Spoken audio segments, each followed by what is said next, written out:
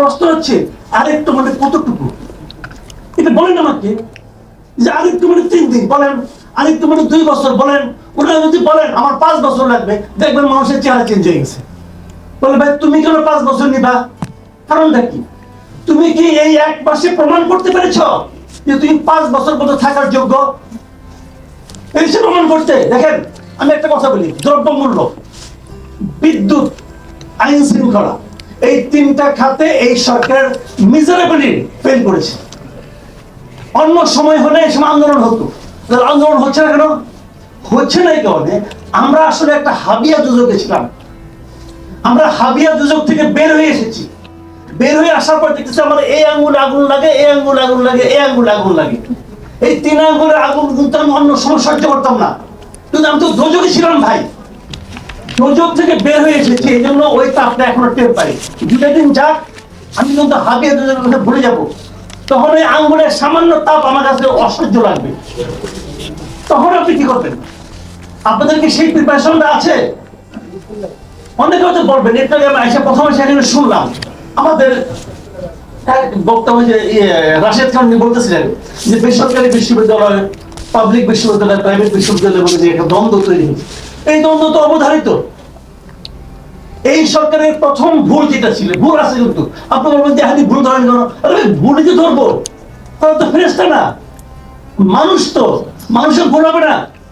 আপনি যদি মানুষের ভুলটা ধরিয়ে না দেন, সে নিজেকে ফেরেশতা মনে করতে থাকবে। যেমনটা আমাদের আগের প্রধানমন্ত্রী মনে করতেন যে ঈশ্বর এবং সে মাঝখানের কেউ নাই, কাছাকাছি, কারণ ওনারা কেউ ভুল ধরে যাওয়ার সাহস পাইত না।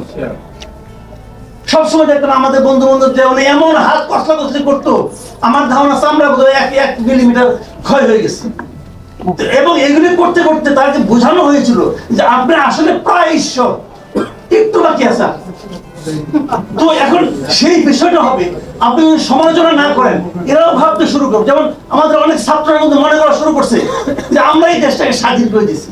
না রে ভাই, ঘটনাটা সেরকম নয়। আপনারা স্পার্কটা জ্বালিয়েছেন, কিন্তু স্পার্কটা জ্বালানোর আগ পর্যন্ত দেশালাই কাঠিটা আপনি জ্বালাইছেন, আমি অস্বীকার করি না। তার আগ পর্যন্ত এই যে আগুনটা জ্বলেছে, কাঠটাকে কেটে আনা, শুকানো, একসঙ্গে জড়ো করা, এই কাজটা গত 16 বছর ধরে দেশের প্রত্যেকটা মানুষ করেছি। তো তাদেরটাও আপনি একটু স্বীকার করেন। প্রথম ভুলটা হয়েছে আমাদের প্রধান উপদেষ্টা আইসা নিয়ে বললো যে আমাদের প্রাথমিক এমপ্লয়ার হলো ছাত্ররা। এটা উনি বলতেই পারেন না, উনি একটা মহা অন্যায় করেছেন। এবং এই যেটা বলেছেন, বলাতে সবাই মাথায় উঠে গেছে, আমি তো এমপ্লয়ার, তোমার আমি যে কোনো সময় সরাই দেবো। এটা হয় না, এইভাবে হয় না। এটা একটা সামগ্রিকভাবে দেশের অর্জন, এই দেশের মানুষের অর্জন, এবং সেই অর্জনটা নিয়ে আপনারা চিনিমিনি খেলতে পারেন না। আমি আবারও বলছি, যে সুযোগ আমরা পেয়েছি, আমরা আর ইহকালে এরকম সুযোগ দ্বিতীয়বার পাবো না।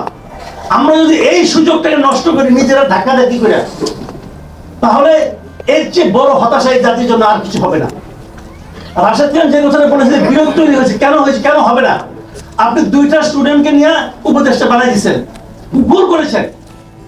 আরেকজন উপদেষ্টা, সে নাকি সক্রেটিস নিয়ে আপনি বানাইছেন আপনার উপদেষ্টা, ভুল করেছেন, সিম্পলি ভুল করেছেন আপনি।